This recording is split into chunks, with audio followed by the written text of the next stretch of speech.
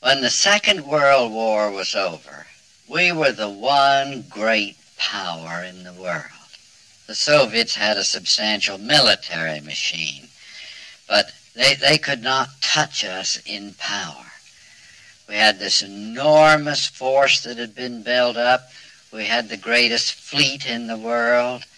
We'd come through the war economically sound, and I think that in addition to feeling a sense of responsibility, we also began to feel the sense of a world power that possibly we could control the future of the world.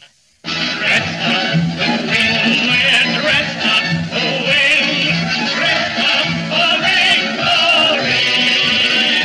We are just beginning and we won't stop playing till the world is free. This time we will all make certain that this time is the last time. This time we will not stay curtain till we bring it down in their own hometown. For this time we are up to finish the job we started then. Bring it up for all time this time, so we won't have to do it again. Our vision of progress is not limited to our own countries. We extend it to all the peoples of the world.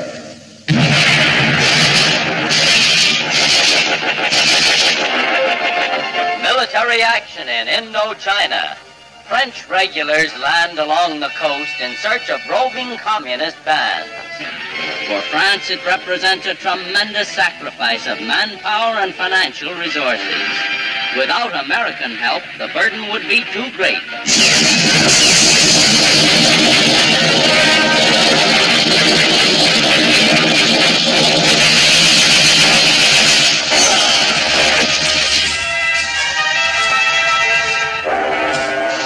I do not expect that there is going to be a communist victory in Indochina. Nous étions au Quai d'Orsay et Foster Dulles se rendait à Genève où j'allais le rejoindre 2 jours après. Et il me prit à part dans l'embrasure d'une fenêtre du salon du Quai d'Orsay et il me dit: « Et si nous vous donnions 2 bombes atomiques ?» Je suis le seul témoin, nous étions 2. I affirm, the Senator, Secretary Dallas offered me 2 atomic bombs. 2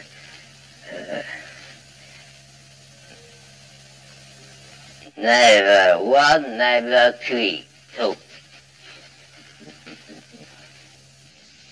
If Indochina goes, several things happen right away. The Kra Peninsula, the last little bit of end hanging on down there would be scarcely defensible. The tin and the tungsten that we so greatly value from that area would cease coming. We don't see the end of the tunnel, but I must say I don't think it's darker than it was a year ago, in some ways lighter. Yes. So we must be ready to fight in Vietnam, but the ultimate victory will depend upon the hearts and the minds of the people who actually live out there. Throughout the war in Vietnam, the United States has exercised a degree of restraint unprecedented in the annals of war.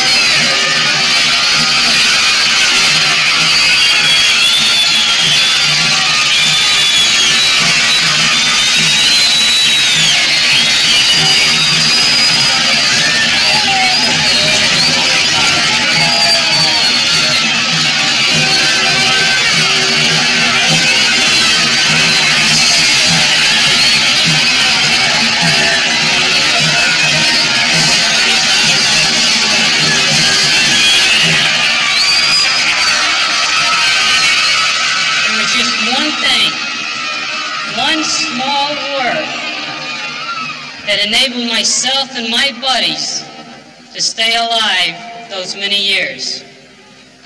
That one thing was faith.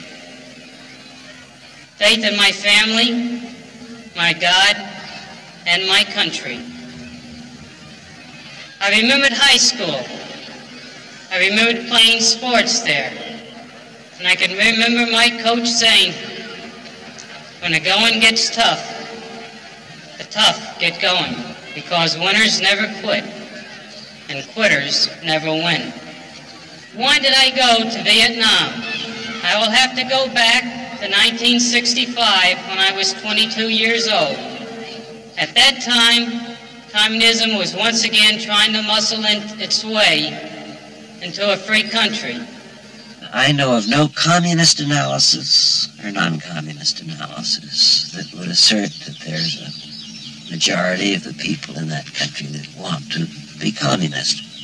Why do they need us? Because they were subjected to military attack from outside.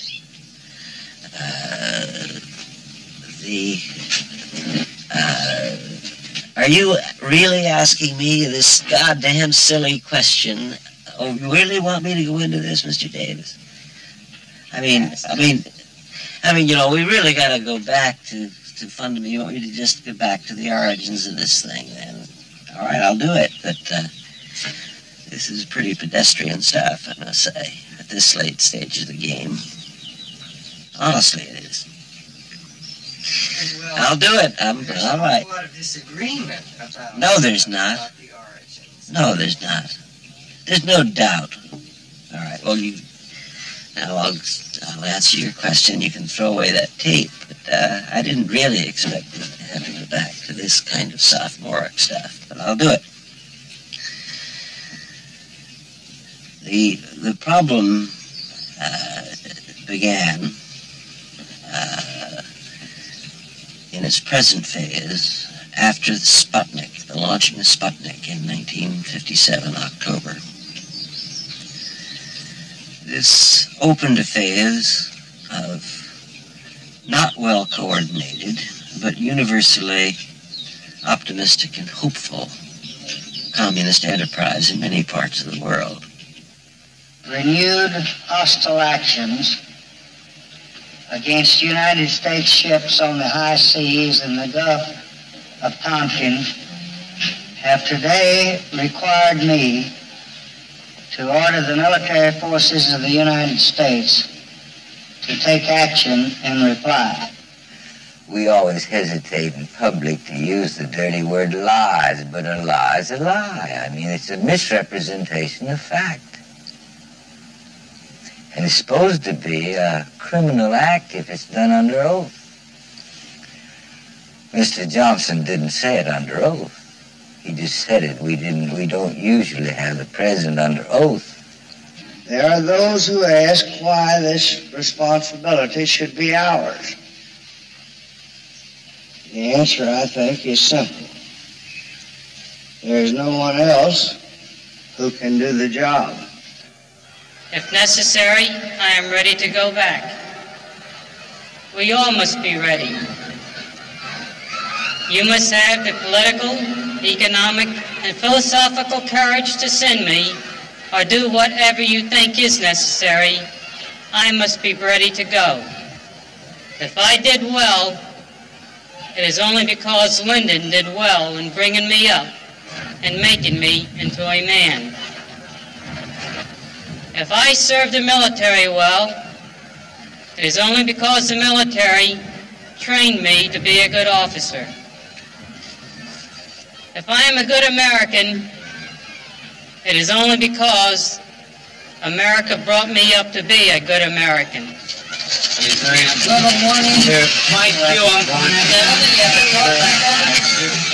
was a sight that touched the heart of the most callous in the crowd. Lieutenant George Coker was back in Linden, New Jersey, the hero of the day. 3,000 people turned out to greet him. Schools were closed and streets were blocked as the young former prisoner of war walked on a red carpet to the steps of City Hall. Mike is still open. Mike is dead. I'm from Duncan, Oklahoma, which is about 90 miles south of here. And I lived around several places, Missouri and Chicago, Detroit, Germany.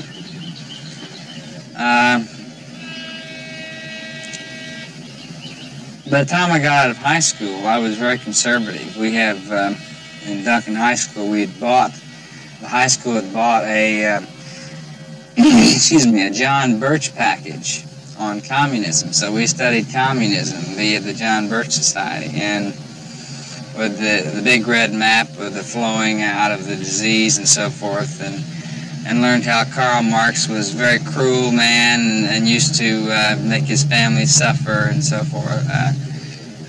So when I got out of high school, I thought basically that Teddy Roosevelt's what this country needed, and FDR had kind of sold us down the drain to the commies. The communist conspiracy is a deliberate and predictable plan of action to subvert the world. Mosinee, Wisconsin, in a unique May Day object lesson, shows what could happen here if communism took over. The unyielding chief of police is liquidated by American legionnaires portraying red triggermen. A grim demonstration of what subversion could lead to, Mosinee's May Day serves as a sharp warning to all democratic communities. It's an international criminal conspiracy. Before we know it, we're going to turn our backs around someday, and before we know it, the whole United States is going to turn around one day and see nothing but VC. Or not VC, but communism. We're going to turn around and say, what happened? People just walking in with riots, drugs, you name it, they're tearing us down from inside out. In 1917, when the communists overthrew the Russian government, there was one communist for every 2,277 persons in Russia. In the United States today, there is one communist for every 1,814 persons in this country. If we lose Indochina, Mr. Jenkins, we will lose the Pacific, and we'll be an island in a communist sea. Go ahead. How'd it go? Oh, Mother. I swear that I am not now or ever have been a member of the Communist Party. Feel better? Of course, when you get down to communism, I've been fighting communism since 1951, actually. I always looked at, the American fighting man as being, like a warrior of sorts, due to, my background, the way my mother brought me up.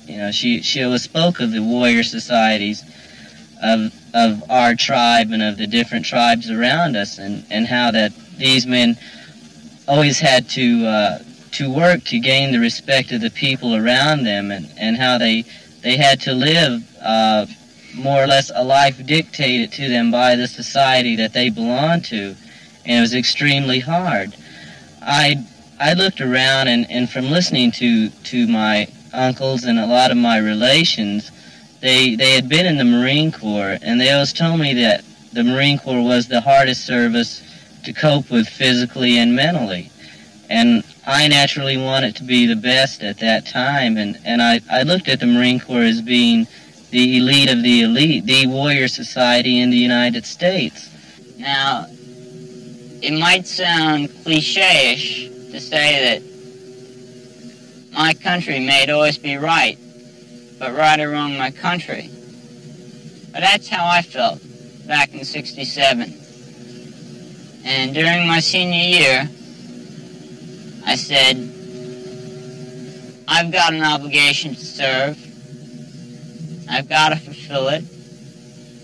There's no reason physically why I would be exempted. And therefore, I'm going to enlist.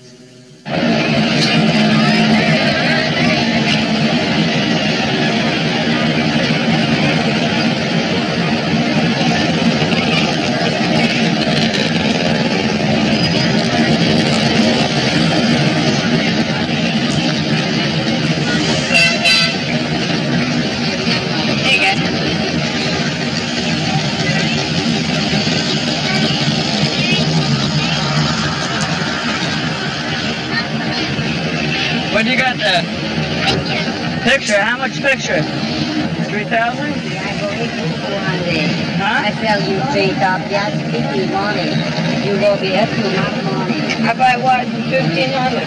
Now, you tell me, you lie, you lie, you die. You give massage? And what else you give? Huh?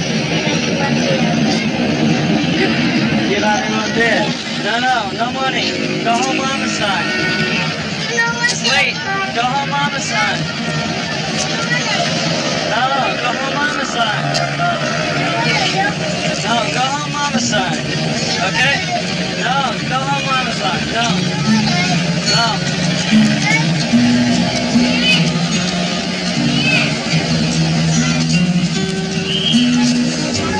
Huh?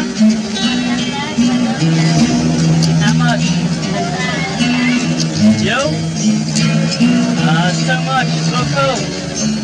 Yeah, for sure.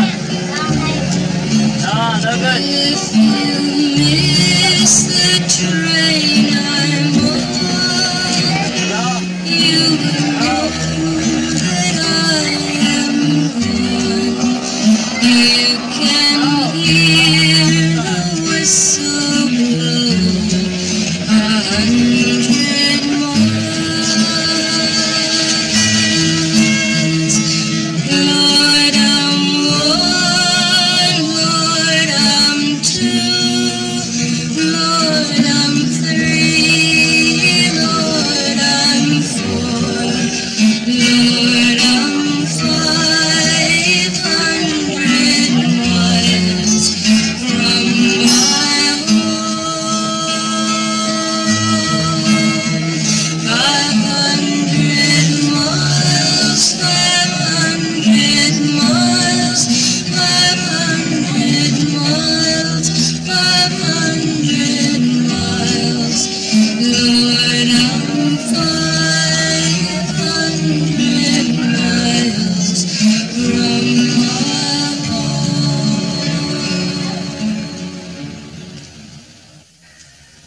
We thought of ourselves, I think, as trying to defeat communists, accepting a view of the Walt Rostow kind of view of covert aggression of some kind, the kind of view that enabled you to think of the conflict in really World War II terms.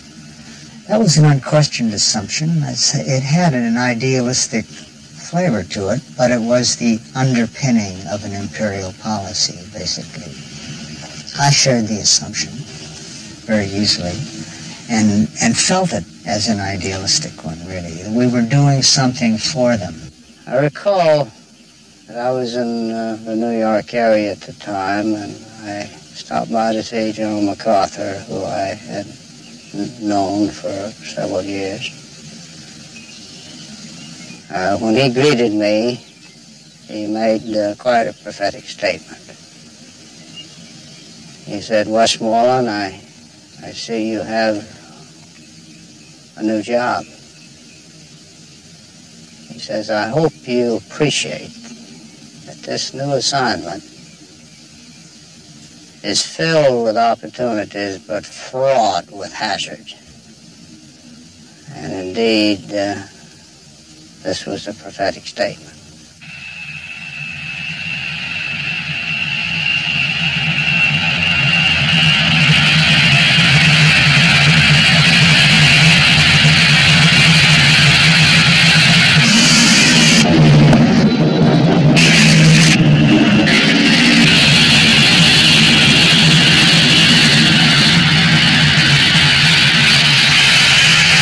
It can be described much like a singer doing an aria, you know, that's totally into what he's doing, you know, totally feeling it. He knows the aria, and he's experiencing the aria, and he knows his limits, and he knows whether he's doing it and doing it well. Flying an aircraft can be a great deal like that. What's a race driver feel like? One is a guy who want to drive an Indianapolis 500, go charging around there. I guess perhaps the risk of dying, being killed, is part of it that makes it thrilling.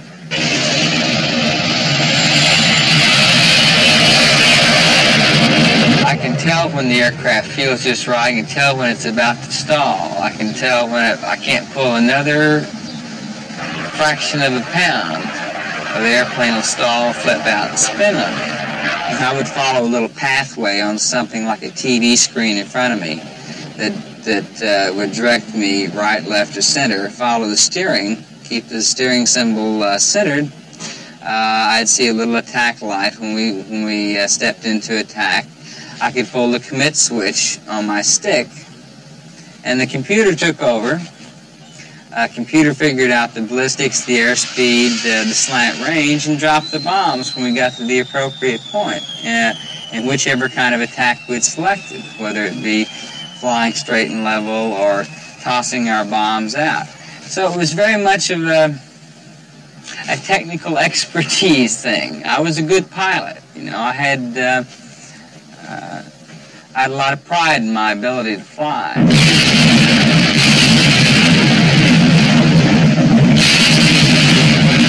You're up there doing something that mankind has only dreamed of, the flying, especially at night in an all-weather aircraft. The A-6 is one of the few that can really do it the way we did it.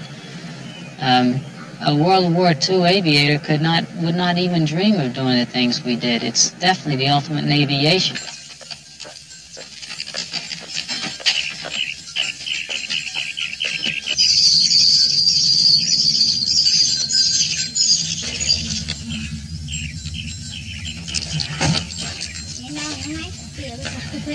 Almost everybody has blown off firecrackers. The thrill you get when you see something explode as a child, or even as an adult almost. You put something in a can and watch the can blow up or blow up in the air.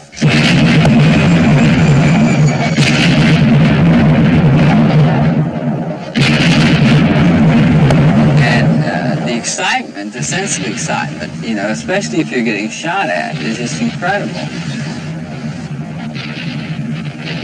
You You get in there and have a real good mission, hit your target right on, find out later that your target was totally destroyed. In other words, there wasn't one of these misses or almost. You got it. Bang, it's down. And come back, make a night carrier landing recovery.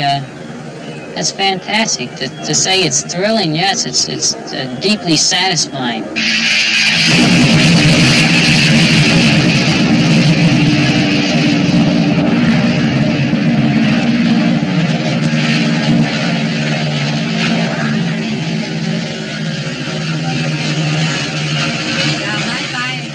The planes again.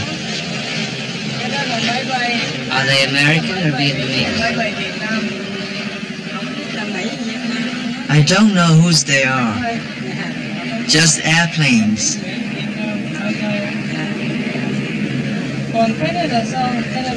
What was this here? I used to raise pigs here, right in there. Where was the kitchen? Chỗ này. Tại đây. Chỗ này. Xây lên bằng đất này. The kitchen was here. We built it with bricks. This was the floor, and this was for the heat. What's that? Bên đó trái bom. That is the bomb crater. The bomb struck there and destroyed everything I had. Chị chết, chỉ còn chị này với tôi là 3 chị em. An older sister died and I have another older sister left. 3 chị em ruột. Yes, there were just the 3 of us, but then one died and I'm supposed to live in a house over there. Mẹ lại nó. But now it's just a heap of rubble. How old was your sister? Chị chết 78 tuổi. 78. What did she die of? Hả? Bom đó. Bombs. Bombs were dropped here the other day and they killed her.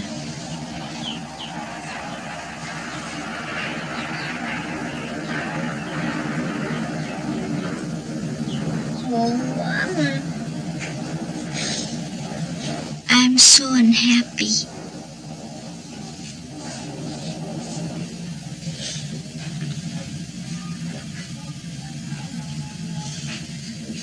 Chị chết mà nhà không con ở. My sister died and I've got no home left. I've moved in with my sister here.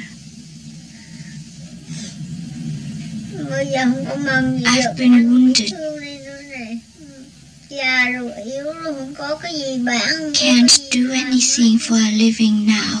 I'm old and weak. I've got nothing to sell. Nothing to do.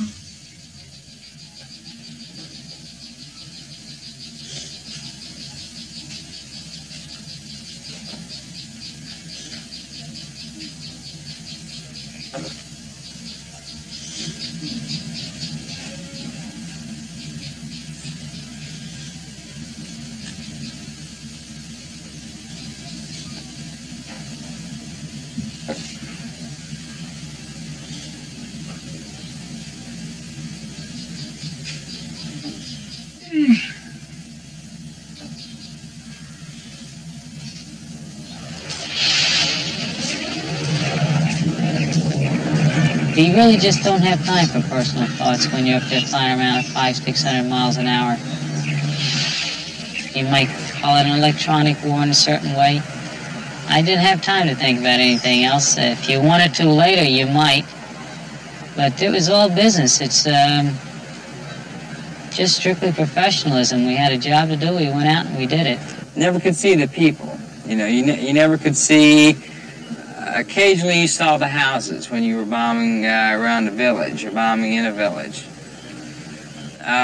You know, you never heard the explosion. You never saw any blood or any screams. It was very clean. You're doing a job. You're an expert at what you do.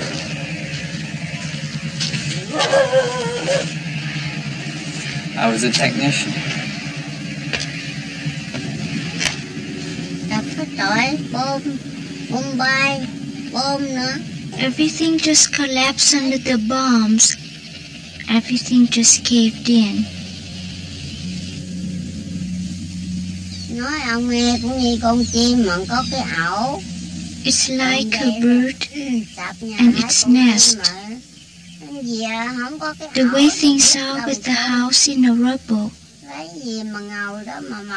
The bird comes home and finds no nest. Where am I to find a place to sit and work for something to eat?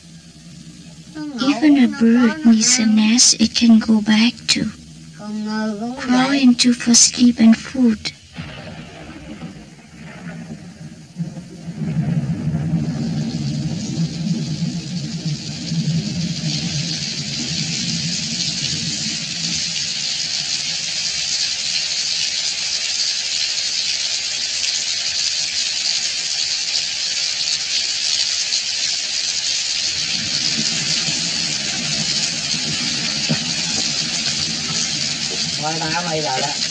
Look, they're focusing on us now. First they bomb as much as they please, then they film.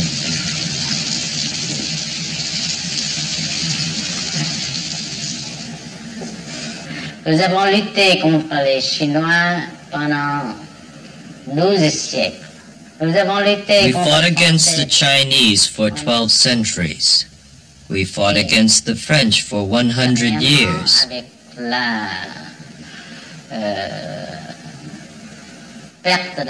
And finally, when the war was lost by the French in 1954 at the Battle of Dien Bien Phu, the Vietnamese were liberated from foreign oppression.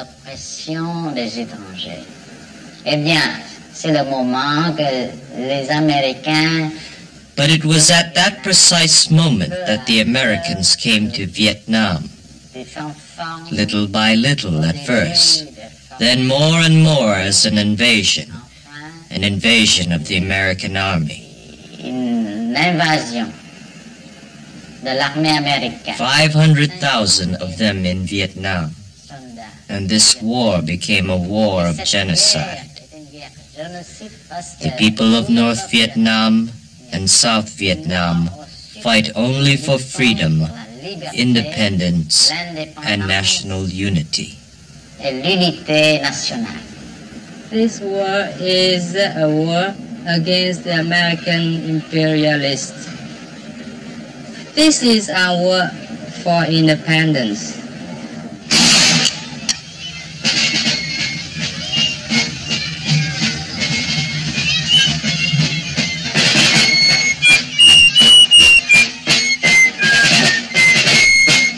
What we are trying to put across here this afternoon is to get you to realize that these weren't mythical, hazy people from the past. These were very real people.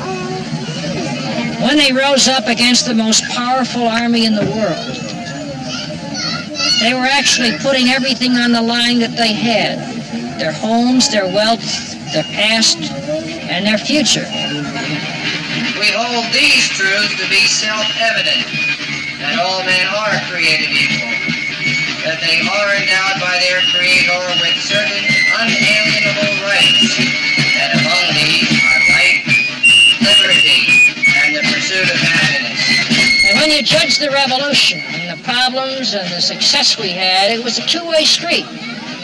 A good many of the citizens at the time of the revolution actually stayed and fought with the British. It was close to being a civil war in many areas. You actually split many families. Thomas Jefferson said the tree of revolution is, or the tree of liberty is, what, watered by the blood of revolution every generation. I think that's a little exaggerated, but there's some truth to that. The war had come to Westchester County, but so too had independence and a new responsibility. Well, men are getting killed, men are killing. That's the parallel. As far as politics, are you kidding? Oriental politics? Don't put me on, man.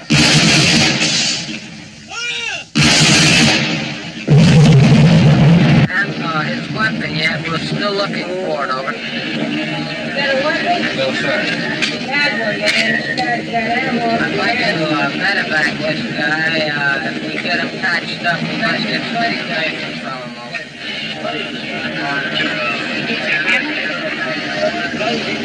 The people who are living in the jungle under the bombs, without pay, without their families, are doing so because they're fighting for independence, because they're fighting, in this case, for unification, and they're fighting for revolution.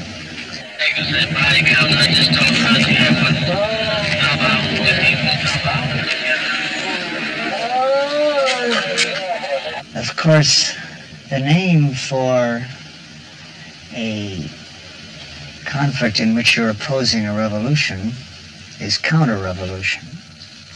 And this was something we never admitted to ourselves at all. It's what we were really doing.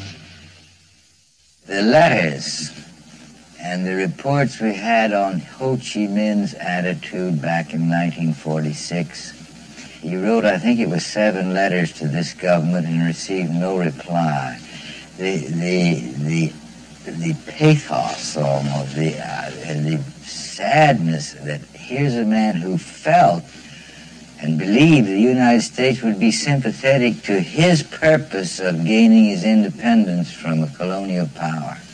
And then to find this is what he'd read. He'd been here, he'd read our Constitution and our Declaration of Independence. He thought surely the United States would be interested.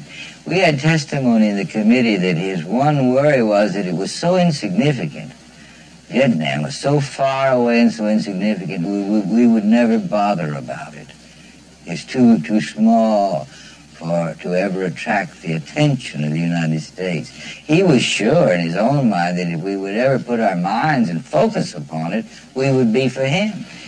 How different history would have been for us and for them if we had felt a common interest in the colonial province like Vietnam, seeking its independence of France. The Ho Chi Minh of 56, I don't think could have got elected dog catcher in South Vietnam. Ho Chi Minh dead couldn't beat any candidate we've ever put up in Vietnam. You asked me about my oldest son, Bing. He was a graduate of Harvard, 1965, and he was not a soldier at heart. But he realized, I'm sure there's no question, he realized that he was part of a big job that had to be done, and he was going to do it the way he did everything, full out. And he went out on this mission, Mead River, and it was a big assault mission bringing elements to this area just south of Da Nang along the railroad line, and they encountered heavy, sustained automatic weapons fire, and the helicopter ahead of him, I believe, was shot down, and then he went in, and his helicopter was he was actually killed in flight. That's what and the airplane crashed, and he was killed. His co-pilot was very badly injured, and I think there were 12 out of 15 or 16 of the people aboard were either killed or badly hurt.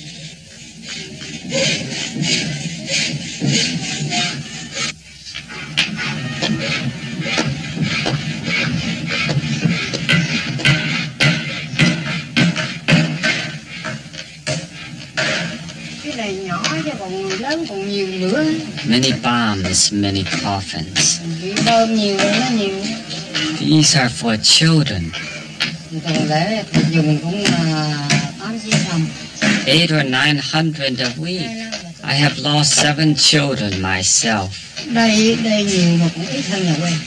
Many have died here. Though it's nothing like in the countryside, many more have died there. In the countryside, there are no coffins. There's no money to buy them.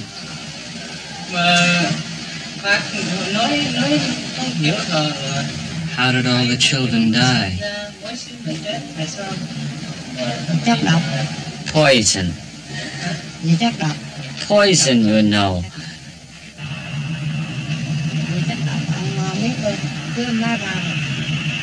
These planes keep spouting and spraying this stuff, and so many people have died. It seems to destroy their intestines. With this spraying and bombing, so many have died.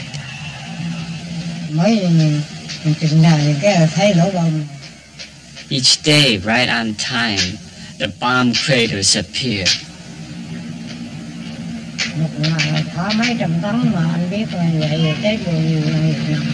Hundreds of tons are dropped each day.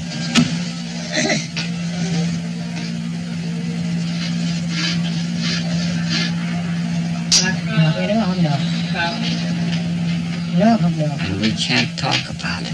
We can't talk about it because we are afraid of the government.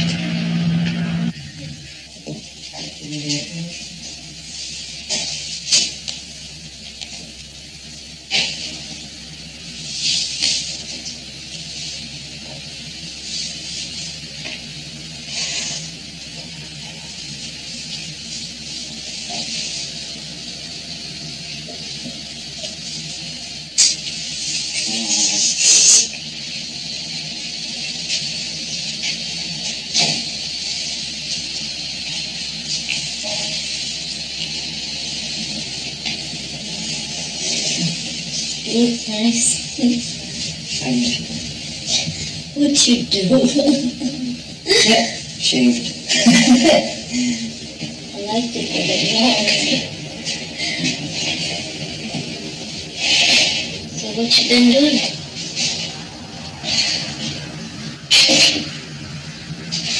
A little more than a week. I'll be going back to the military.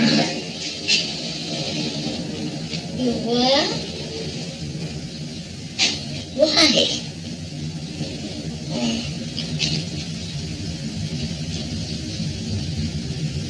After what they've done to you? Well, it's a choice between that or Canada again. We're staying underground, which is, as you know, impossible. Have you been in contact with them? No, but I've got a lot of support. You'll get the same deal Mike's getting. Well, it's going to be a different type of thing. See, I'm going back publicly. We're having ad hoc congressional hearings. Yeah. It's really been building up over the past couple of months now. And what it is... Are you able to be there? Of course you're going to be there. I'm going to try to get Ronnie there, too. Did you know what I feel about you? All these people holding their heads high because they lost this son in Vietnam or something. I don't think that's much to be proud of. They've lost more than they'll ever gain for the rest of their life. I wanted them. And I remember I was sitting like at the base of the hill, and I was on one of the tanks, and I had an M16, I had stacks of magazines, and there were two guys, that were going through like some grass, and bam, I dinged in on one of them, and I nailed him, and the Aussie with me confirmed, that I dinged him. And I felt good. And I wanted more. And it wasn't that I wanted more for politics or anything like that. No, you know, I couldn't have cared. They were whatever. I just wanted them because they were the opposition. They were the enemy. Taking the savages. Wipe them out, I say. Wipe them out. Wipe them off the face of the earth. Will we ever understand these eastern races? Hit me, Poon, soon.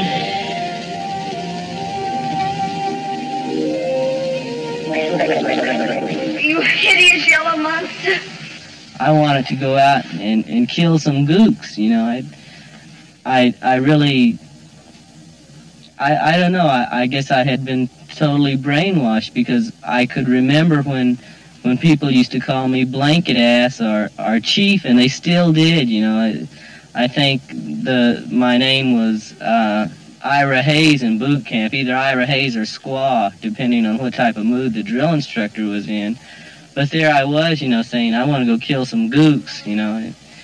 They were instructed to remove the eyes of the individual and place them in the hole in the middle of the back. And that would say to the Vietnamese, you have to understand, that whoever did that was ubiquitous. In other words, the eye being the symbol of ubiquity, or of all-present, all-powerfulness on the part of the Saigon government, which is an easy message for the local villagers to get. In fact, the American advisors didn't have that much of a stomach for the thing, so they used to use CBS logos, you know, the eye of CBS, and they would kill the individual, and then they would leave him with a kind of a calling card on him. At one point, I was invited to go along on an airborne interrogation in a helicopter with the Marines northwest of Da Nang, and they took along 2 Vietnamese.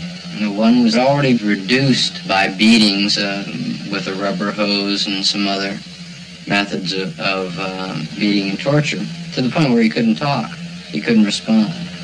And as an example to the one they wanted to question, they would say, if you don't tell us what we want to know, we're going to throw you out of the helicopter. And he couldn't respond. He didn't understand. They were using pidgin Vietnamese, which he didn't understand. It was more English than Vietnamese.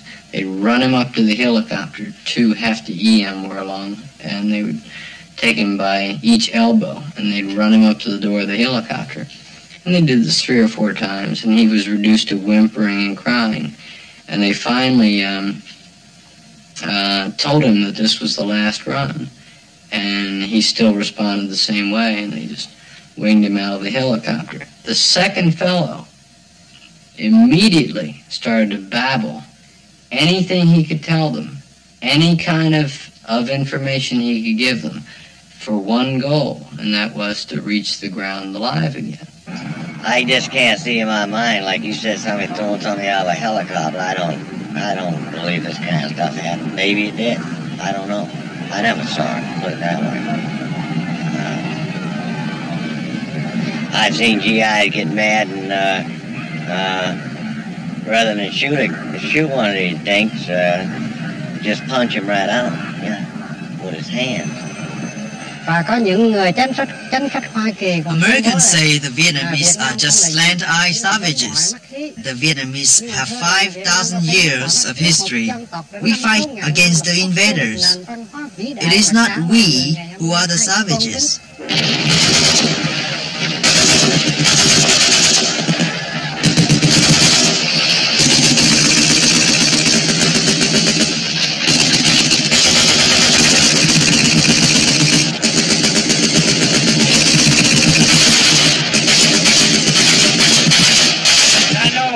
That's the worst. Riding around and running the sewers and the gutters anywhere. Be anywhere.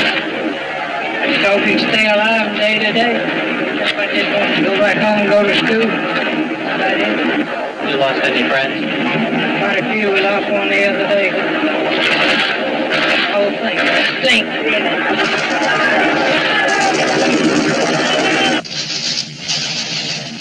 The dude in the foxhole with me, he was dead.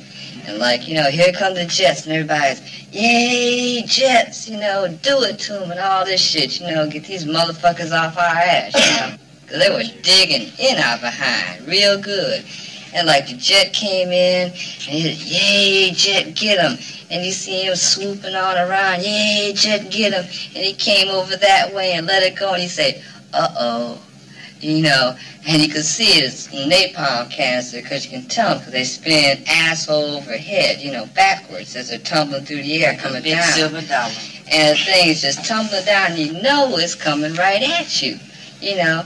And like, wow, the napalm hit, I grabbed this dude and just put him up over my head in the hole like that.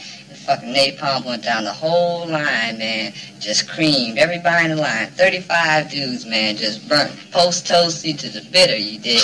And the napalm was just dripping in on both sides of this dude. He's dead, you know. I'm just holding him up, using him as a shield. So I just chunked this dude off of me and just sprung out of the hole. And I didn't know which way I was going outside the back. You dig, and just ran through, burned my pants off, spent the rest of the battle running around with no drawers, my stuff just hanging out all over the place, you know, and all that. You ever try to fight a battle without any drawers on there?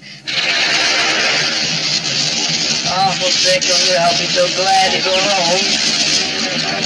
I don't know. It's the worst area we've been in since I've been in Vietnam. You think it's worth it? Yeah, I don't know. And they say we're fighting for something. I don't know.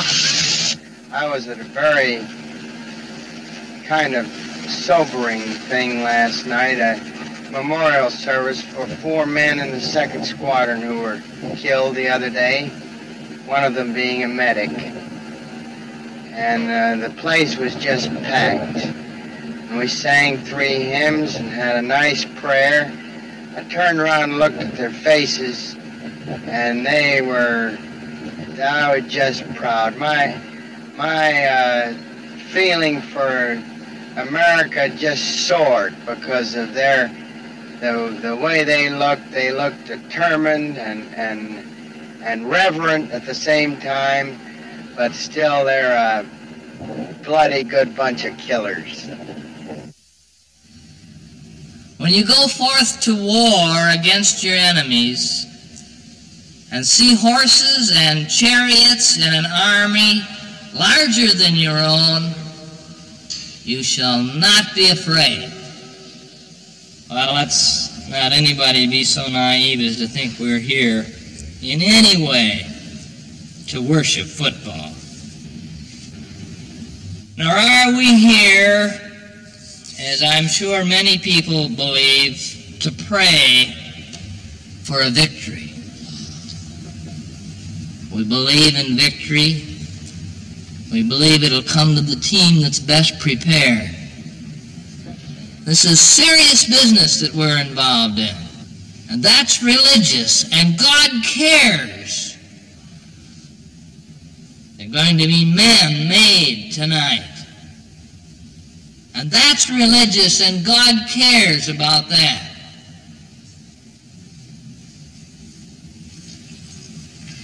So we're concerned about the big game, but we're also concerned about the bigger game, the biggest game of all that surrounds us, the game of life. May you be winners. Winners in the big game, but even more importantly, winners in the biggest game of all, which we all play. Let us pray.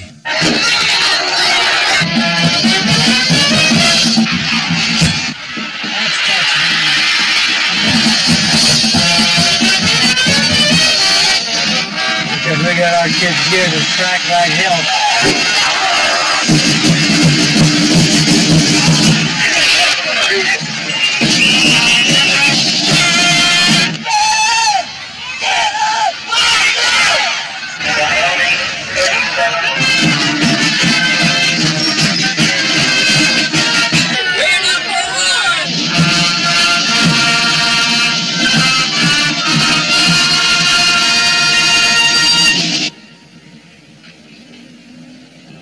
They're number one, no matter what happens. You're number one. Wow. Why you just say wow? Oi means wow? Yeah. Like, oi means like, wow, you know? Hey, you should check out the hickeys I gave this chick, man. Yeah. One on each side. It's a place where she can't hide them. Really? Yeah. See, this one right here? Yeah, but this one. And this one, this is the first one right there. It came out of kind of nasty, you know? And no can do, I know. Maybe he did. He's not dead. Wake him up. What? Huh? Why he's no heart? But she's gonna wake him up. Hey, Charles, you getting anything out of yours? What do you mean? This one's starting to go kind of sour on me, you know? So keep it going, man. Huh? Keep it going. I'm trying to. But, Well, try. you know what it is about these chicks down here, you know, like they're, well, what would you want to do except for, you know, Alcohol and, right? Hey, you're number one. This one got started knocking. Oh, this one is too, but you won't take your goddamn bra. I'll take it off floor. Take it off floor? I'll stay every day. Here. I know, number one. Hey, Charles? What? Yeah. Yeah. It's about time. I got one silly enough. You know you got it, okay? It took you long enough, you know that.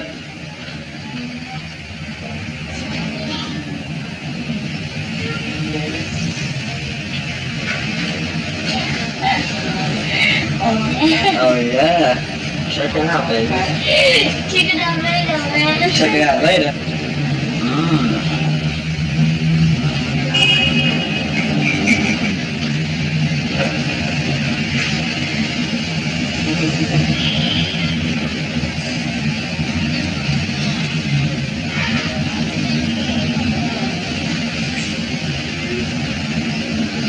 You know, if my chick at home could see this now, man, she'd flip.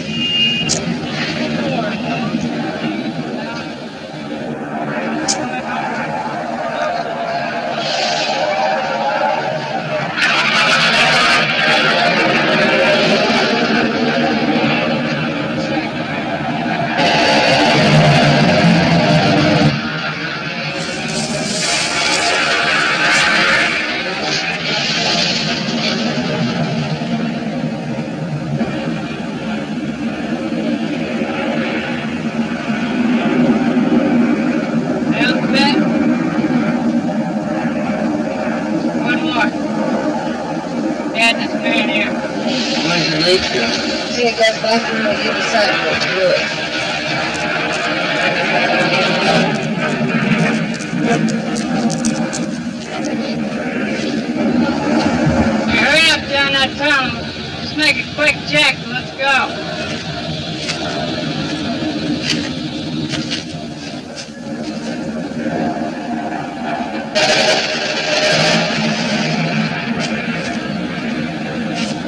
Okay, well hurry it up and check it out quickly.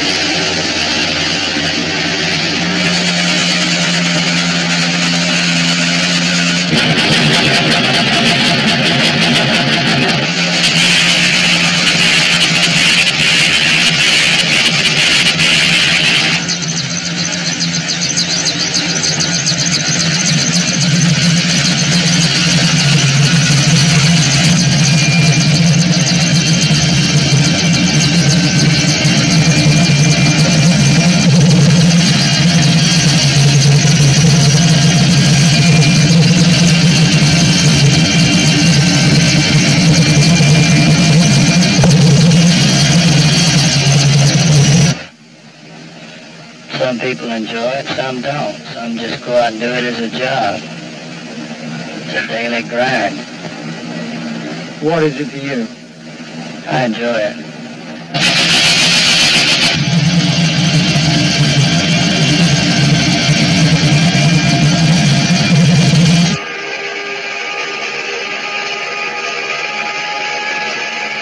Now I know that he will have a very important message for each one of us. So I want you all to listen very attentively to what he has to say to you. Lieutenant Copeland. Well, if you ever have to go to a war, and unfortunately someday you probably will have to fight a war, you'll find out that life becomes very simple. Because the only thing you're concerned about is living and dying. Everything else is unimportant. Because suddenly your life is at stake. And that's what it's like to be when you become a prisoner, particularly if it's a prisoner of war. Because the thing that got us through were the things that we learned before we were 10 years old. I'd like to open up the questions now. Just raise your hand or yell it out, and you can ask any question you want about anything, and I'll do the best I can to answer them. How did you feel when the war was over? How did I feel when the war was over? I felt real good, real good. It was a long war and a very difficult war to understand. But the reason we went there was to win this war. I volunteered to go. I would go again if I had to. And we wanted to win. That was our number one ambition. That's what we really wanted, was to win this war. It took us a long time, so when it was finally over, when we knew that we had won, we felt great. We really felt great. What did Vietnam look like? What did Vietnam look like? Well, if it wasn't for the people, it was very pretty. The people over there are very backward and very primitive, and they just make a mess out of everything.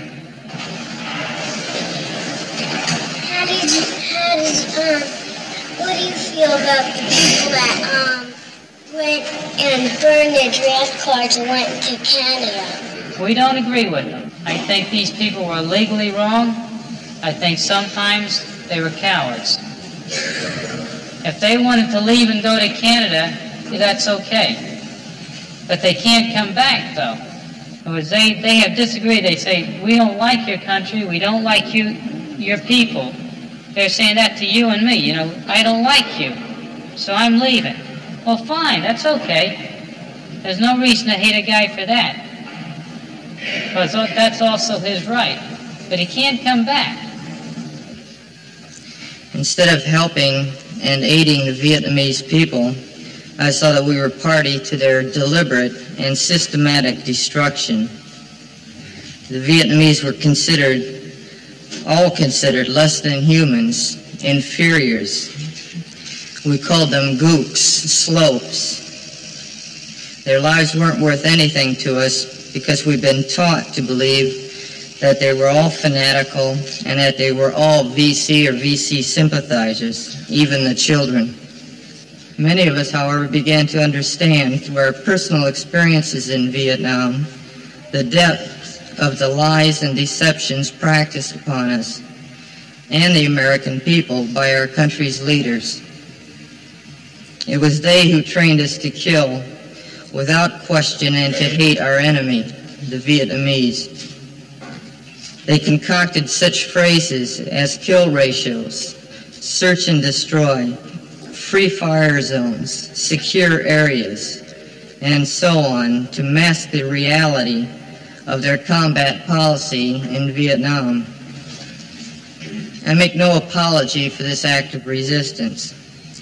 I could do nothing else at the time. But underground life has become intolerable to me. So I'm here today to draw attention to the true facts concerning my case and the cases of tens of thousands just like me. We are not criminals to be hunted and imprisoned. Over 500,000 of us have deserted the military since 1965.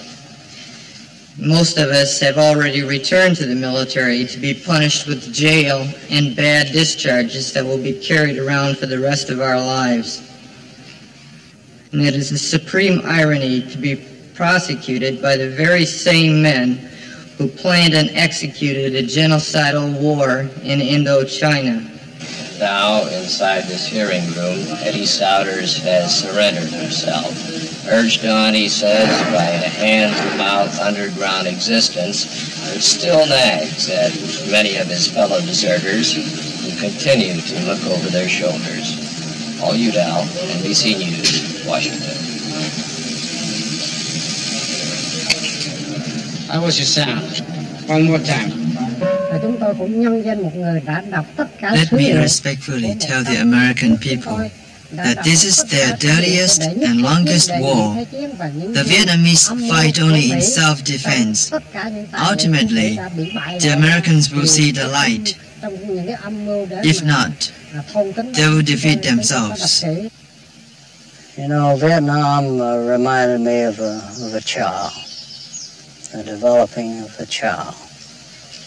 The laws of nature control the development of this child. The child has to sit up before it crawls. It has to crawl before it walks. It has to walk before it runs.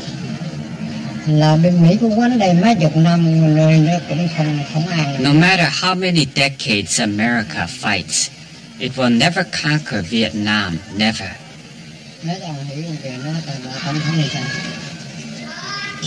I'm telling you so that you will go back and repeat it to President Nixon.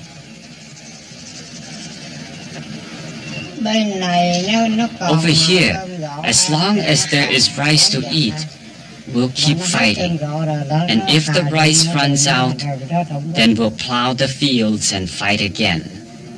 I know very little about it over there, I'll tell you. And the less I know, the better off I'll be. It has not affected me a whole lot. I mean, the American and the way of life is still here. And if you work for it, it's there for you. But we're taught that we're to obey our governments. And I would have to go if I was instructed to. Once in a while I think about it, but I like to think about the things that are happening right now to me. I don't think it's affected mine at all. I don't even know who we're fighting for over there, to be real honest with you. I think we're fighting for the North Vietnamese, ain't we?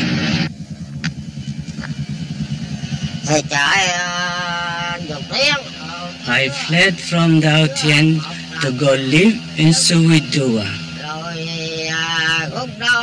Then I was allowed to go back. I went back and stayed in Ben Chua. While I was in Ben Chua, trouble broke out again. So I was taken up to Ko Tak. I was picked up again and sent to Ben Chua to be lumped together with the others.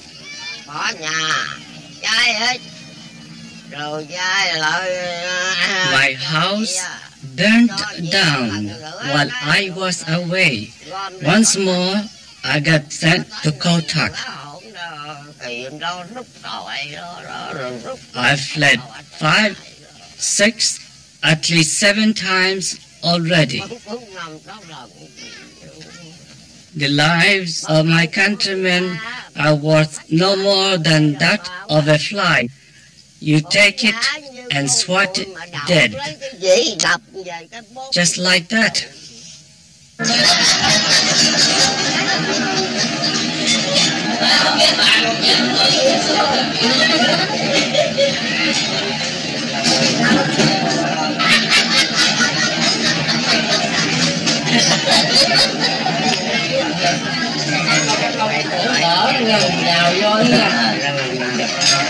Nhờ vô đó nha, cái người ta có gì nữa, chuyển vô cái chuyển ra đi.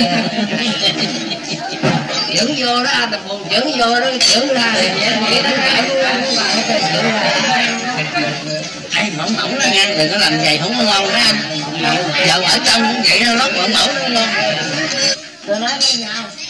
Ladies, let me tell you. There once was some women amusing themselves, and one pushed the other onto a table. The lady's falsies broke the table in two. If a table breaks, think of what would happen to a man's face. Watch it, they're filming. Don't make jokes. People in America will think we're ridiculous. We have 15 companies now, including insurance company and tractor company. We are in the hotel business, in the travel agency business. We are the exclusive dealer for Ford in the country, Ford cars. Oh, many other things, like an oil company in the forming. We have a bottling company. In other words, we greatly believe in the future of this country, and we think there's a great future for Vietnam, and we think that Vietnam will be livable, will not go communist, because otherwise all these companies will go to waste. And the way we work is we take a calculated risk. If we don't lose South Vietnam within the next 3 to 5 years, then nobody can catch up with us. I'm a Johnny-come-lately as far as war profiteering is concerned. The reason why I organized this group of companies is because when I, was in Paris, I saw that peace was coming whether we liked it or not. Therefore, I got home in order to prepare for peace. All these companies have been organized in order to prepare for peace and prepare for the economic takeoff that will come with peace. Like we have the infrastructure of hotels, of travel agencies and things like that, but of course there are no tourists in Vietnam now, but there will be. And we are getting ready for that sort of thing.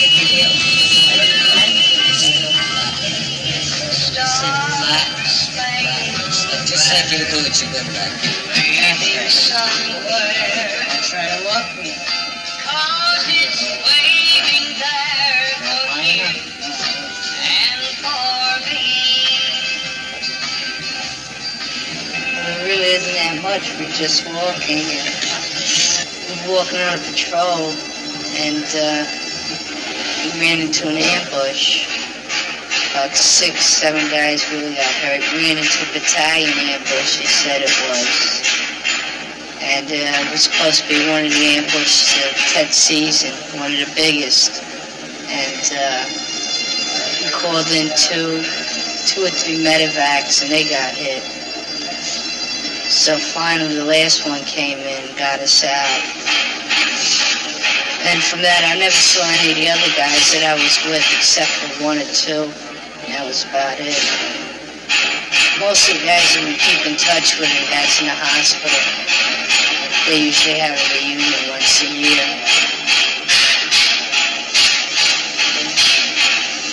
That's about it. There's really not that much to talk about. And here we are. One thing that we said, and I don't give a shit now. I don't care about the football game now. I don't care about anything now. The one thing that we want to show these bastards was mass and pride, didn't we? Is that we come down and show them a great mass and effort? And what the piss you doing? What are you doing? Damn it, dummy! Don't let them beat us! Don't let them beat us! Don't let them! Don't mess with pride!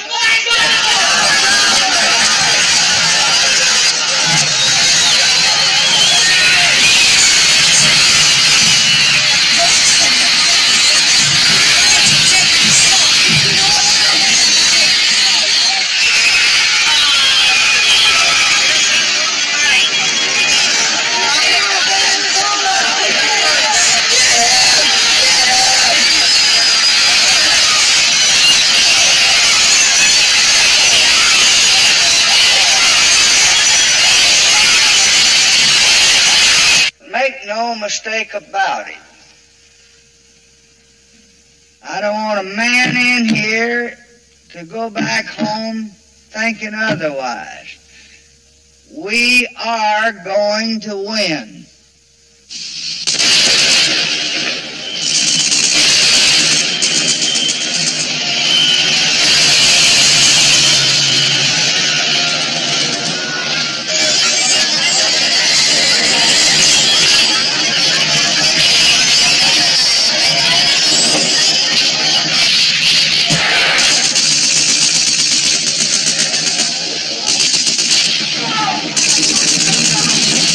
Since the Lunar New Year, the Viet Cong and North Vietnamese have proved they are capable of bold and impressive military moves that Americans here never dreamed could be achieved. Whether the Viet Cong can sustain this onslaught for long remains to be seen. But whatever turn this war now takes, the capture of the U.S. Embassy in Saigon for 7 hours will be a story to rally and inspire the Viet Cong. Don North, ABC News, at the U.S. Embassy in Saigon. I knew that, as was the case in the Battle of the Bulge in World War II, that after the enemy exposed himself, we would defeat him, he would be weakened, and if we could follow that up through the use of the maximum military force that we could bring to bear on him, through the bombing, through the mining of the harbors, through the cutting of his lines of communication, by moving in and cleaning out his sanctuaries, the enemy would have no choice but to come to some accommodation. In the beginning of 1968, General Westmoreland needed 206,000 more troops. We met hour after hour after hour in the Pentagon, and I started in and asked the Joint Chiefs of Staff, how long do you think that we'll still be in the war? None of them knew. Do you think that the 206,000 men will be enough? Nobody knew. Well, might we have to send more men? Well, possibly. Well, in 6 months, we don't know. A year, 18 months, I couldn't get answers to these questions.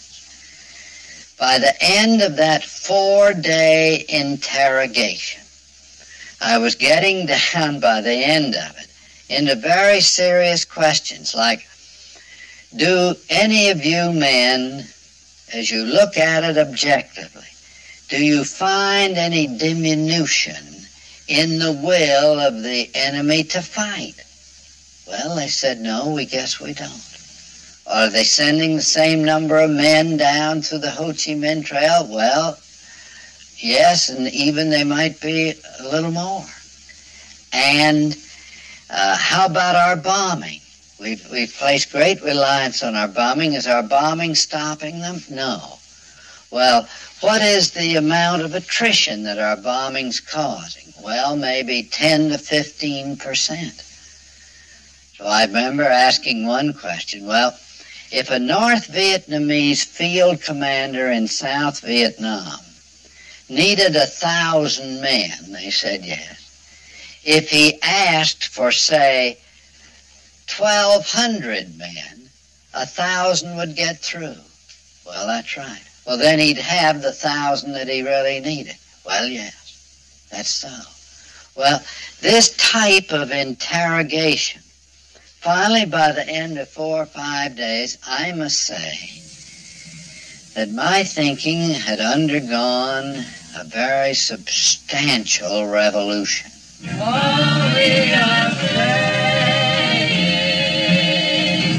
is give peace a chance.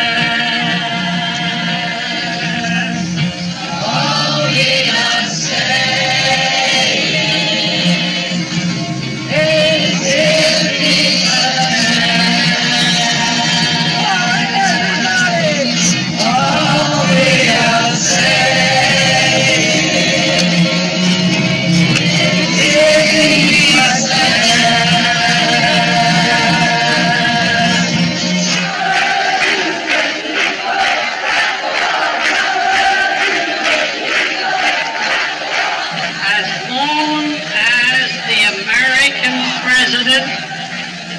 Is commander-in-chief of the biggest war machine in human history, with bases on every continent.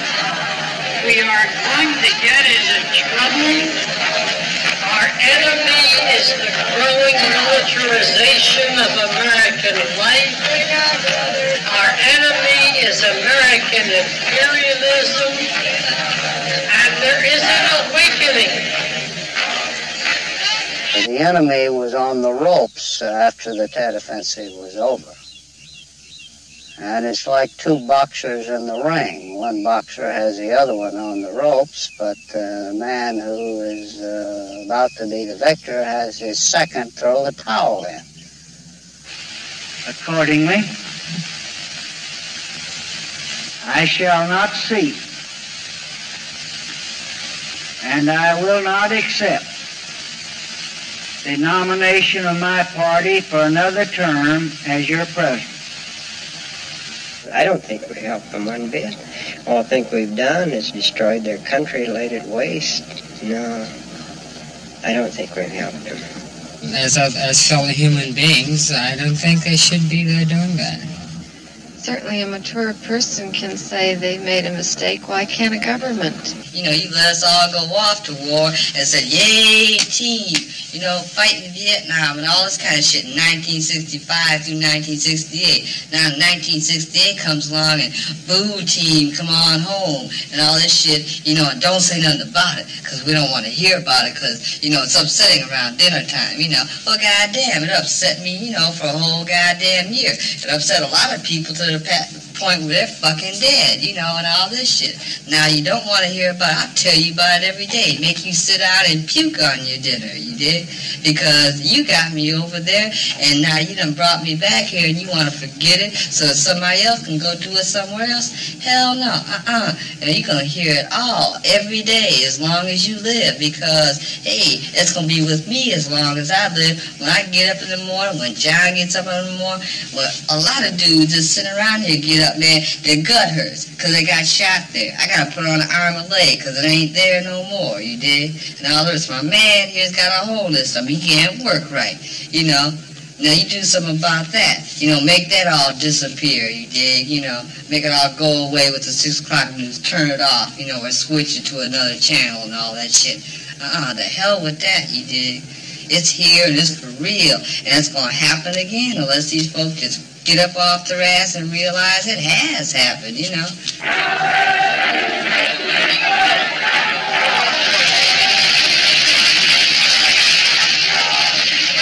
country is ready to pass a reasoned judgment on this war.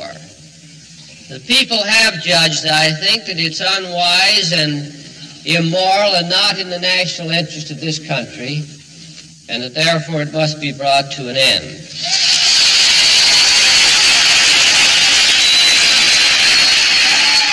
For 20 years, first the French and then the United States had been predicting victory in Vietnam. In 1961 and in 1962, as well as 1966 and 1967, we have been told that the tide is turning. There is a light at the end of the tunnel. We can soon bring our troops home. Victory is near. The enemy is tiring. Once in 1962, I participated in such a prediction myself. But for 20 years, we have been wrong. The history of conflict among nations does not record another such lengthy and consistent chronicle of error as we have shown in Vietnam. I had just given the policy line, stayed up all night with Adam Walensky and Peter Edelman, helping on a speech for Robert Kennedy, which proved to be his last speech given in San Francisco here at the Businessmen's Luncheon on Vietnam. I went up with some corrections last thing in the morning and shook hands with him in his bathrobe as he stood there, and then he came down from the Ambassador Hotel and got into a car. We were struck with how easy it was to get onto that floor and to approach him at that point. At the conference on lessons of Vietnam, of course, in the morning I learned that Robert Kennedy had died.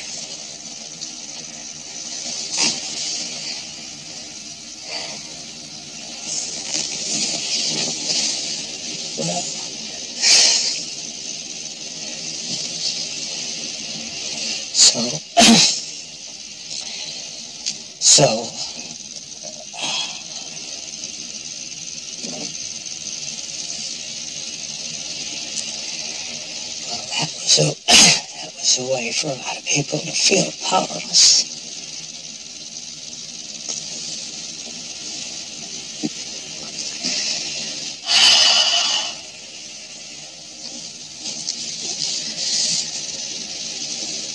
So it began to look as though there was no way to change this country.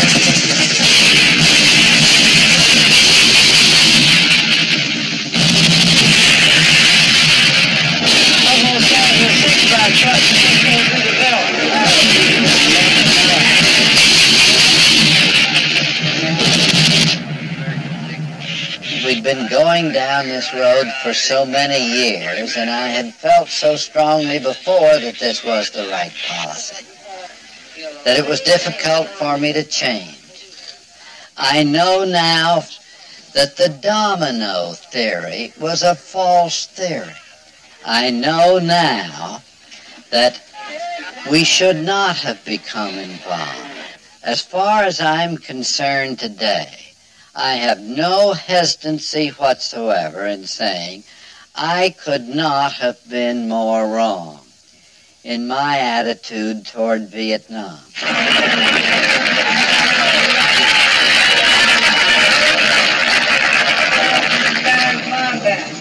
Vietnamese cross the gallantry with Silver Star. Gallantry and ground combat. 4 air medals. and I was there with him.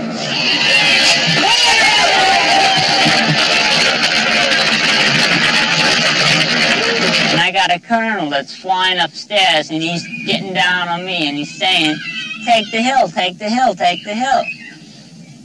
So I got together with the tank commander, and I said, look, let's take 3 tanks, and we'll walk the Yavin up the hill, you know, and we'll lay down a base of fire as we're going.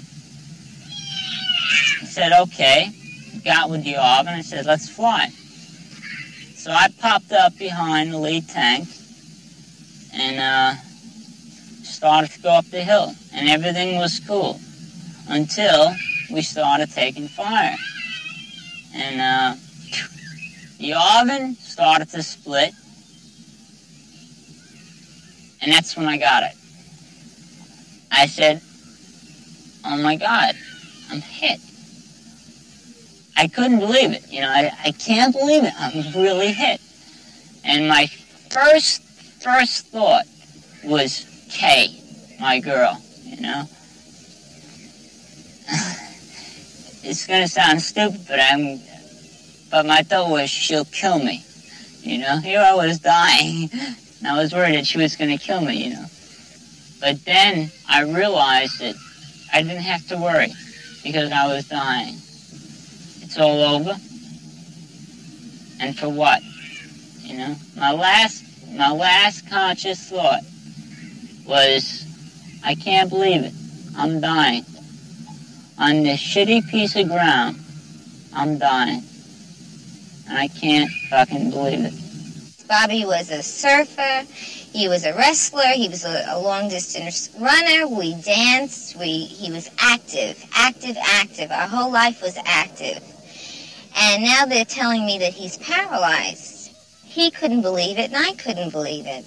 Right now, Bobby's not a boyfriend, he's not a husband, he's not a brother. It's very... It's very hard. What hurts the most, and this is a purely personal thing, you know, right, wrong, or indifferent, that's how I feel. When I was in the Marine Corps, I remember I was down in Marine Corps barracks in Washington. They call it 8th and I. And they had the Marine Corps drill team there. And I was standing at attention in my uniform, and they were playing the Marine Corps hymn, and then they played the Star-Spangled Banner. And I actually started to cry. I cried because I was so proud to be an American, you know? And I was so proud to be a Marine and in uniform standing there at attention. That represented so much to me in the way of life, and that's gone, you know? And that hurt. That hurts. That's what I'm bitter about.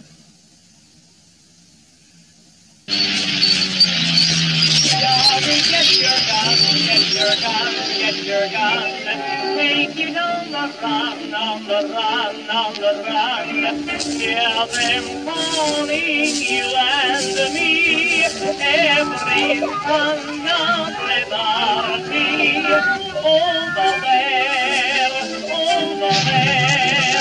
send the word over there, that the Yanks are coming, the Yanks are coming, the drums coming everywhere.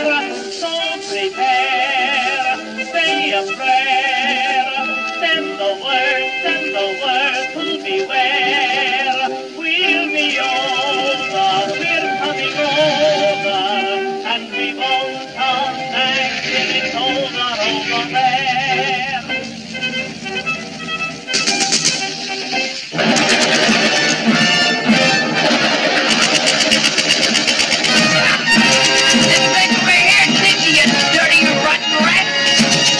We're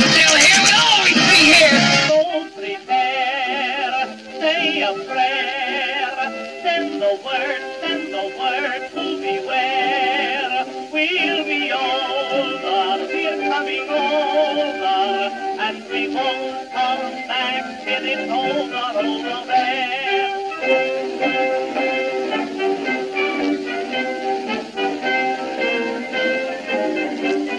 Truman lied from 1950 on the nature and purposes of the French involvement, the colonial reconquest of Vietnam that we were financing and encouraging.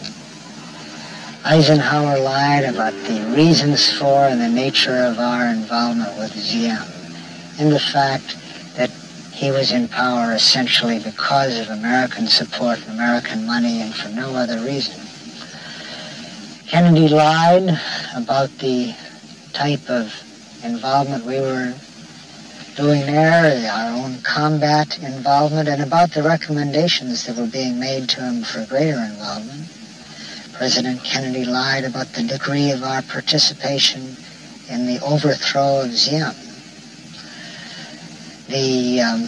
Johnson, of course, lied and lied and lied about our provocations against the North Vietnamese prior to and after the Tonkin Gulf incidents, about the plans for bombing North Vietnam, and the nature of the buildup of American troops in Vietnam.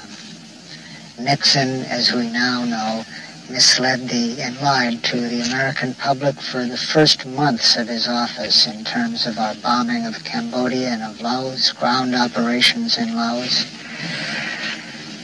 The reasons for our invasion of Cambodia and of Laos, and the prospects for the mining of Haiphong that finally came about in 1972, but was envisioned as early as 1969. The American public was lied to month by month by each of these 5 administrations. As I say, it's a tribute to the American public that their leaders perceived that they had to be lied to. It's no tribute to us that it was so easy to fool the public.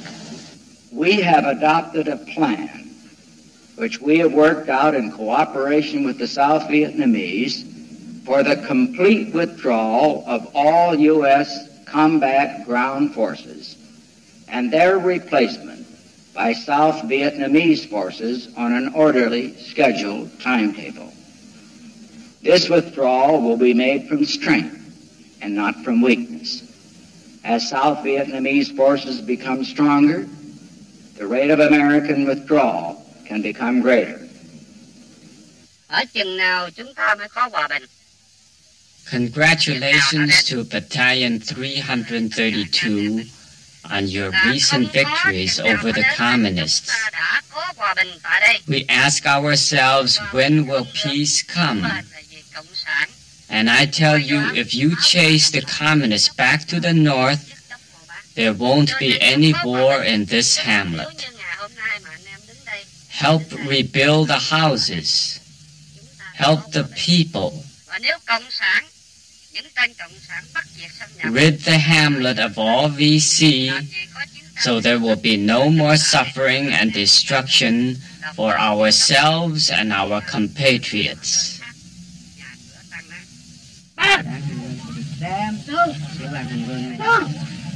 Oh, my friend. Good to see you again. You just got out, sir? Fine, just got back, yeah. How you doing, Ben? Fine, sir. Very good to see you. Fine. How you doing? See you again. Fine, good to see you. Yes, How you doing? Fine. Just got back this afternoon, sir. Oh, yeah. Been very quiet. Glad to have you. Except last time when the... when the rockets went off to... Very nice. I read about it in Stars and Stripes. That's one of our success stories here, this battalion is. We had a We just gave 4 Bronze Stars and 5 Archons with V device this week to the battalion commander and 3 of his officers and 5 soldiers. And we have 6 impact boards of pending for last Saturday night's action, where we killed 6 VC and captured 9 weapons. He had been the recon company commander, the 263rd, and he'd done a real tremendous job as just as the recon company commander, and then they moved him over here, and in a 10-day period, or maybe a 2-week period, he completely reversed it. They had the battalion here under a very poor major commanding officer, and they had to the point where the company commanders were throwing down their weapons and crying, or at least one of them did, and then 10 days later they had a big contact with the BC, and in 3 days killed 42, lost none of their own. He does it with a fairly limited staff. Although some of his people, like that young major over there, that yacht, tremendous guy. Just heard his name on it. Ba người. Đây súng này liên với M16, một người nữa.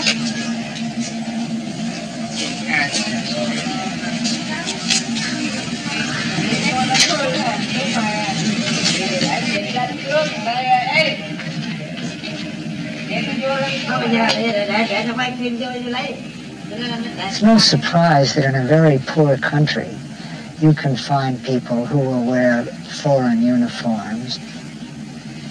What has always surprised us, what we've never been willing to predict or understand, is that the Vietnamese communist leadership can find enough people to live in the tunnels, fight for nothing, wearing ragged shorts year after year under the American bombs. A war in which one side is entirely financed and equipped and supported by foreigners is not a civil war. The only foreigners in that country were the foreigners we financed in the first part of the war and the foreigners we were in the second half of the war. Basically, we didn't want to acknowledge the scale of our involvement there. We didn't want to realize that it was our war, because that would have been to say that every casualty on both sides was a casualty caused by our policy. The question used to be, might it be possible that we were on the wrong side in the Vietnamese War? But we weren't on the wrong side. We are the wrong side.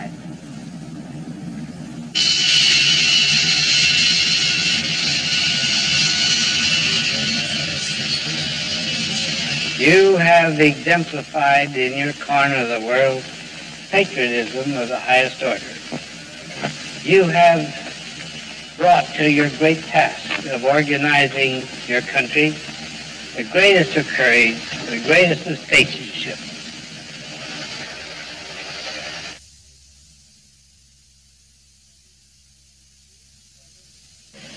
J'avais deux possibilités. I had two possibilities. Either I could submit to Washington's politics. Every morning, yes sir. Ou alors... Or I would have to resign. Bien sûr, comme soldat, je me suis... You can be sure that as a soldier, I only submit very rarely. Très rarement, si pour dire que jamais. And in fact, never. I chose the second solution, that of resigning. On the Vietnamese side, I would say the most encouraging factor is the promise offered by General Khan's government. Par un service de sécurité à la présidence. Through the means of a security service in the president's office, we taped all communications with the outside. All telephone communications. And fortunately, among these taped telephone communications, I still have the tape from which we can hear precisely General Taylor stating precisely that he wants me, General Khan, to leave Vietnam. Can you let us hear it? Certainement, j'espère que ça marche. On va aller voir. Certainly, I hope it works.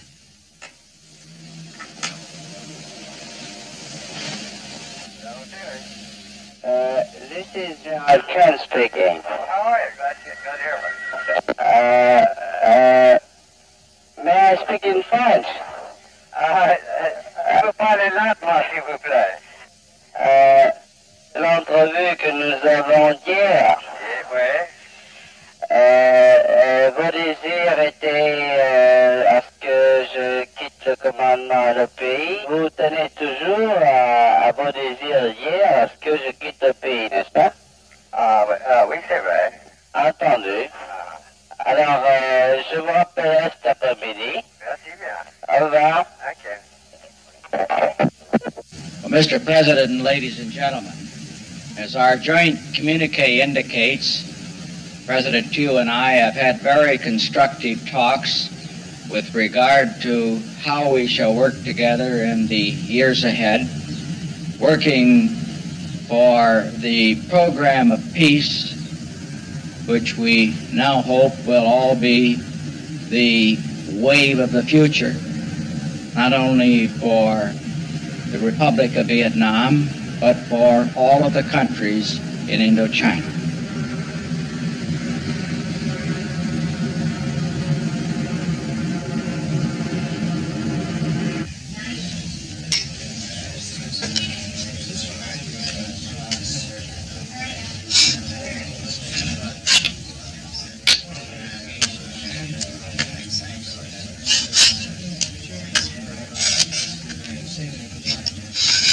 What kind of freedom could you preserve here when you put so many of our compatriots into prison without any charge, without any reason? Why?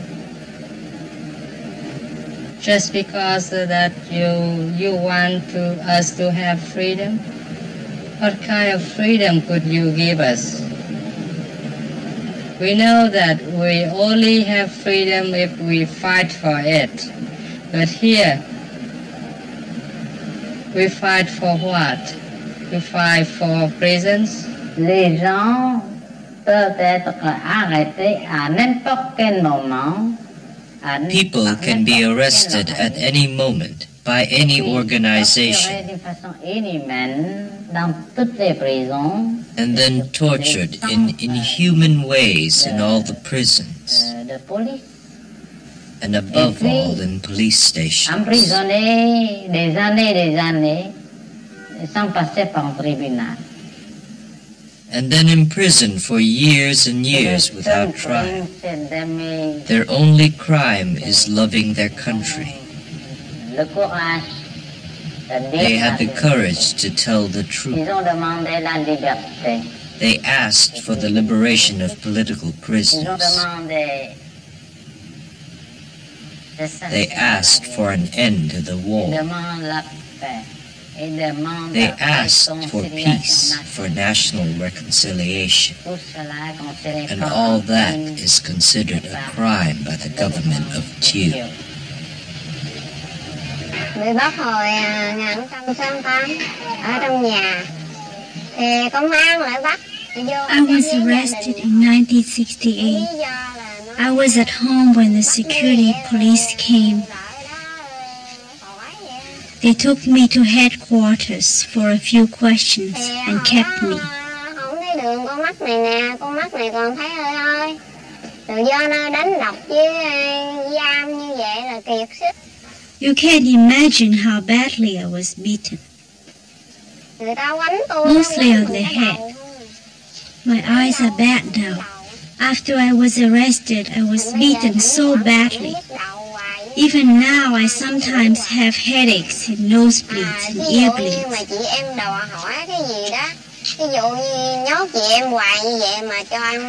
In those days, all we were getting to eat was rotten fish. So we asked for some vegetables. But when we complained, we were beaten and chained, and lime powder was thrown on us. And they poured water on us, and we had nowhere to run. Thì dâu bột có đổ xuống. Rồi tiếp đó là nước đổ xuống, chị em đâu có chỗ nào tắm Our cells were this big, and we could do nothing but stand where we were and get the water and the lime all over us. Some of us lost our teeth and our hair, and when the lime got wet, it just boiled up, bubbling all over us. Our hair fell out and our skin became covered with sores.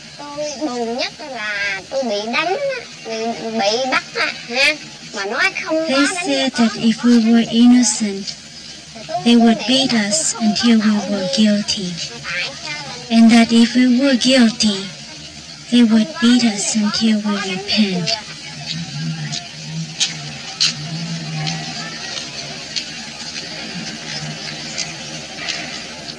In a country where the people don't hold national sovereignty, in a country where the government has turned himself to be the enemy of the people, the prisoners are the patriots.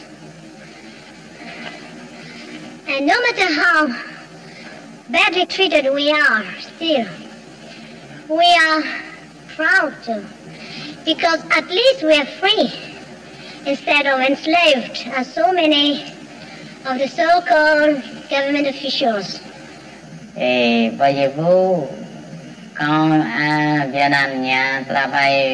so you see, when a Vietnamese works for peace and for liberty, he is considered a communist.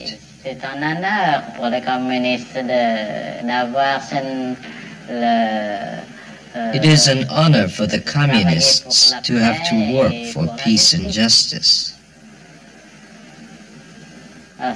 So it is the government which gives validity to being a communist, because they continue to say that the people who work for justice and for peace are communists. You see? We were learning to be good soldiers back when you're 3, 4, 5, 6 years old. That's where good old mom is telling you to obey the local camp regulations. In this case, it's the house. And you start to learn to respect authority. And so finally, lo and behold, at 20, 22 years old, you find yourself in service, and you maybe take that last and final step where you become quite regimented in a military form of discipline. Like I say, that stuff isn't worth the paper it's written on if the basis isn't there. You need that cornerstone that goes back when you're a kid, and who's teaching it to you? The good old moms, women like yourselves. It's terrifying, it's true, when you're facing a torture session with a bunch of gooks. It's going to be pretty darn miserable, and there's no doubt about it. You're scared, you're really petrified. But at the other side, you have a bunch of women back there that know that they're telling you better do something, you know, and that's the wrath of God. Boy, you don't want is 100 women climbing down your back. So you figure maybe the gooks aren't so bad. So you press on. In many respects, the destiny of our country, and more personally, the destiny of me, your men, your children, is in your hands. If you are proud of the POWs and personally of me, then you should be proud of yourselves, because I was what you made me to be. As for my own view, I thought through as best I could the meaning of Southeast Asia, the United States in the 1950s, looking backward and looking forward, in terms of what I know about the dynamics of societies and so on. And on balance, it is an on-balance judgment. I came to the judgment that it's a vital interest of the United States. I've never had any reason to change that judgment. And therefore, I do believe that what we have done is generally right, although I would have preferred to have seen a different, more decisive military strategy. Certainly, To me, the day that you can say that a sacrifice such as that is not worthwhile is the day that you've destroyed all your real values of what is worthwhile and what isn't. And there's no question in my mind that he and everybody else that did what he did, there is no sacrifice that is in vain. Absolutely none. That down the line, that's the price that you pay for freedom, and that's the price that you pay for the kind of stature that we have, and it's the kind of risk you take to preserve the ideals that we have. He had just a tremendous sense of humor and just an amazing instinctive sense of what was important and what wasn't. I remember when I was getting ready for our oldest daughter's wedding, and I was upset because something or other wasn't going well, and he called up from Pensacola and he said, "How are things going?" And I said, "Fine, Bing, but such and such has happened." He said, "Oh, Mom, don't sweat the small stuff." And you know, it just made all the difference. I thought, that really is small stuff, you know. And it was. And it made the whole thing much easier. And of course, I came up in a tradition where military service was, in World War II, there was no question everybody was part of it. There was not the kind of dissension and so forth that has been surrounding the Vietnam thing. But I think that most of the people of this country are too busy to get involved deeply in on the kind of things that the dissenters do. In other words, I think the strength of our system, and I think it's a terrific system, is that you do rely on somebody like President Nixon for leadership. And I think his team of people with him are outstanding, and to me, the leadership that he has shown and decisions that he has made really have they're the kind of decisions I would expect from the president of this country. And the action he has taken is the action I'd expect from the president of this country. I think the whole executive, legislative, and judicial system that we have is superb.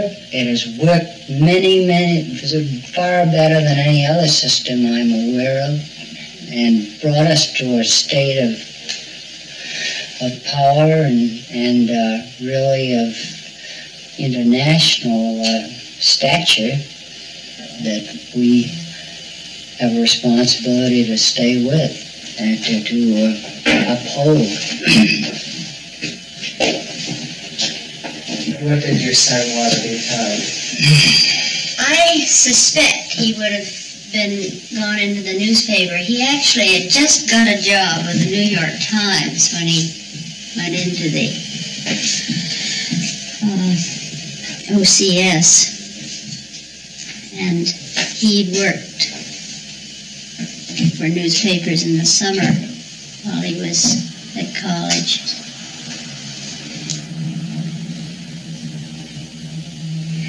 I suppose that it's like any pain, you don't remember pain too well afterwards.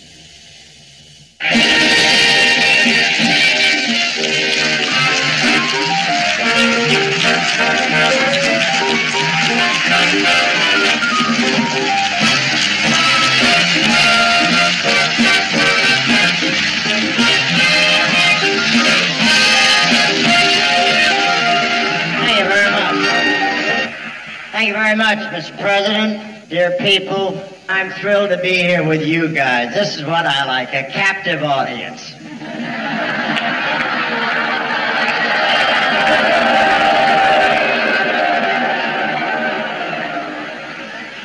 It is always the custom at a dinner at the White House to have a toast to the honored guest. The difficulty tonight is that there are so many honored guests that we would be drinking all night and into the day.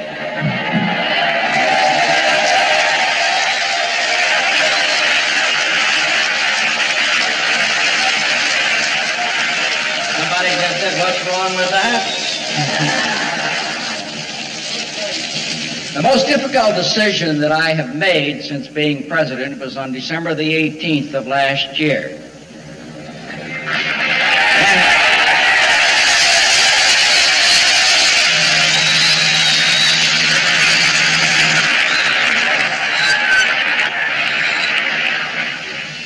And there were many occasions in that 10-day period after the decision was made when I wondered whether the country really supported it.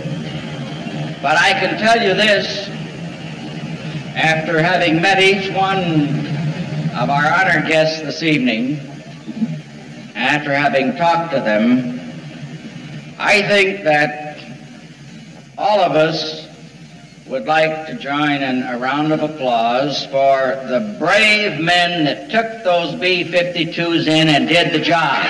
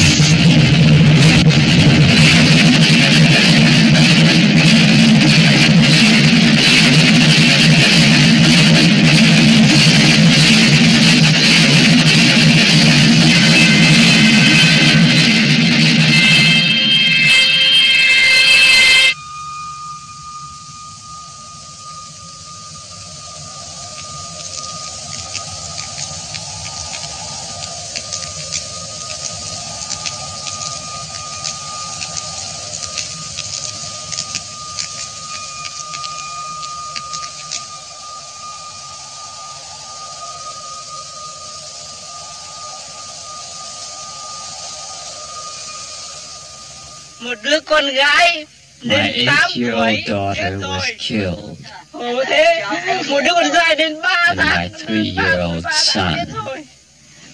Đứa bé già chết rồi. Căm thù không? Căm thù lắm. Ta làm đi Sơn. Nixon, murder of civilians. Rồi lắm. What have I done to Nixon so that he comes here to bomb my country? My daughter died right here. Con gái tôi đang cho lợn ăn. She was feeding the pigs. She was so sweet. Con gái tôi chết ở đây này. Đang cho lợn ăn. She is dead. The pigs are alive. Bà cháu nó lấp cái hầm này này. My mother and my children took shelter here. Here they died. Mẹ tôi chết ở cái hầm này đây đâu kia. Mẹ tôi chết ở đây, con tôi chết ở đây đây.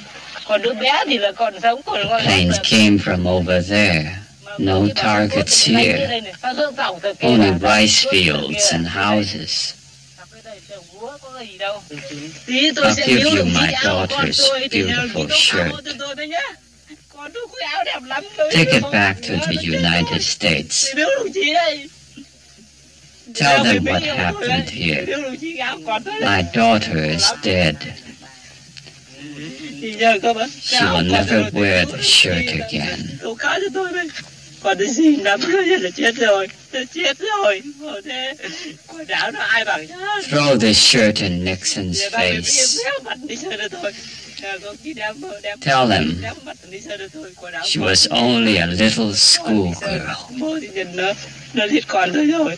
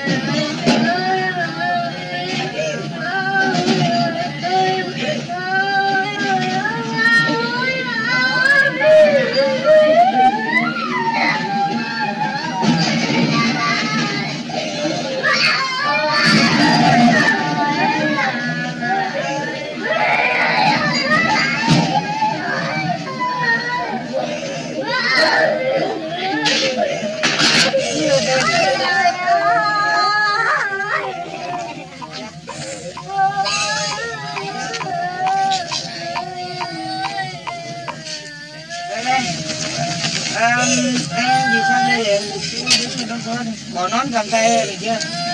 Điểm này có cục quay.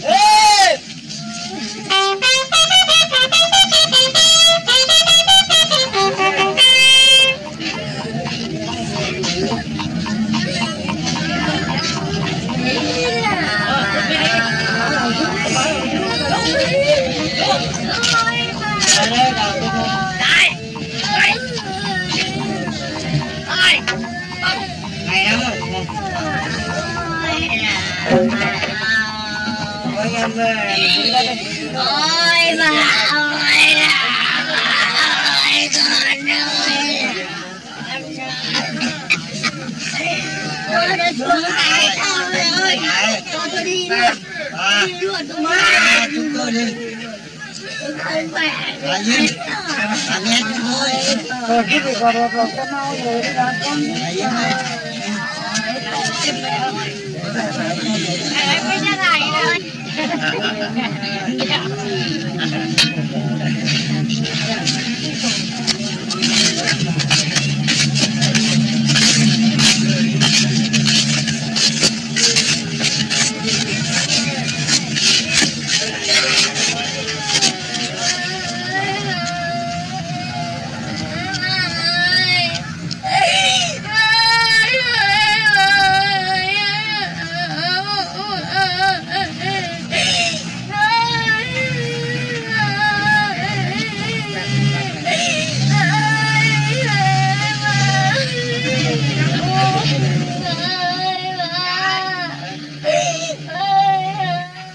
Well, the Oriental doesn't put the same high price on life as does the Westerner. Life is plentiful, life is cheap in the Orient. And as the philosophy of the Orient expresses it,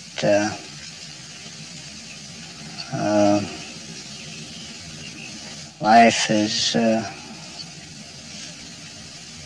not important.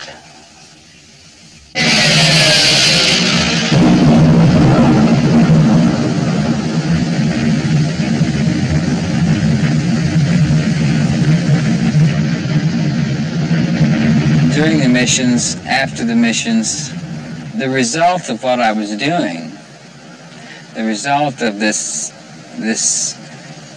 game, this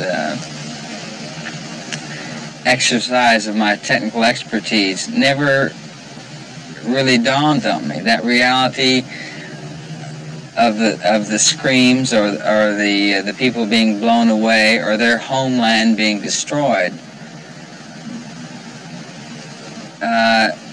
just was not a part of what I thought about.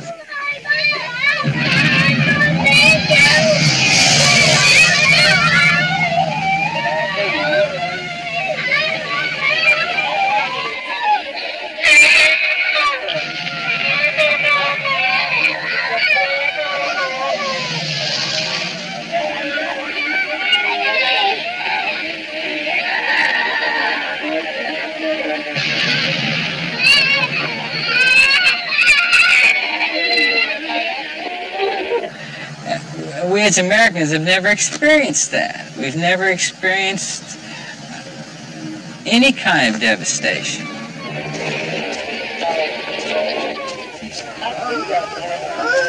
When I was there, I never saw a child that got burned by napalm. I didn't drop napalm, but I dropped other things just as bad. I dropped CBUs, which can't destroy anything. It's meant for people. It's an anti-personnel weapon. We used to drop canister upon canister of these things with 200 tumbling little balls in there about this big around with something like 600 pellets in each ball that would blow out as soon as they hit the ground and shred people to pieces. They couldn't be gotten out in many cases. The people would suffer. They would live, but they would suffer, you know, and then often they would die afterwards. And this would cause people to have to take care of them, you know. But I look at my children now, and I don't know what would happen if, what I would think about if someone napalmed.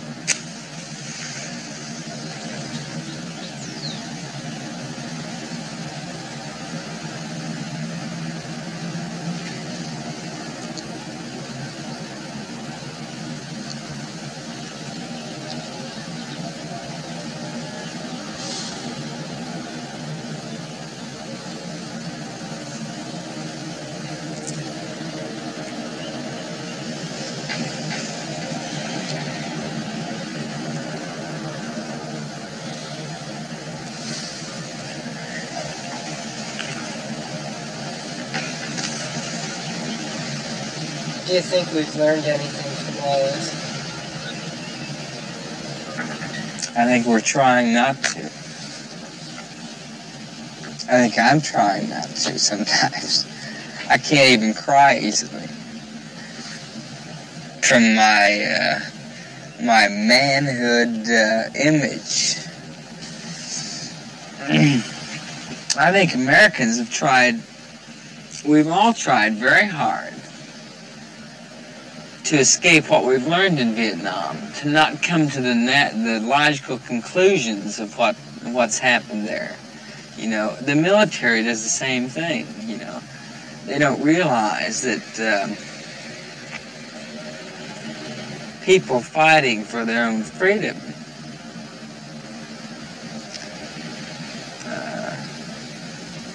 are not going to be stopped by just changing your tactics, you know, and adding a little more sophisticated technology over here, improving the tactics we used last time, not making quite the same mistakes.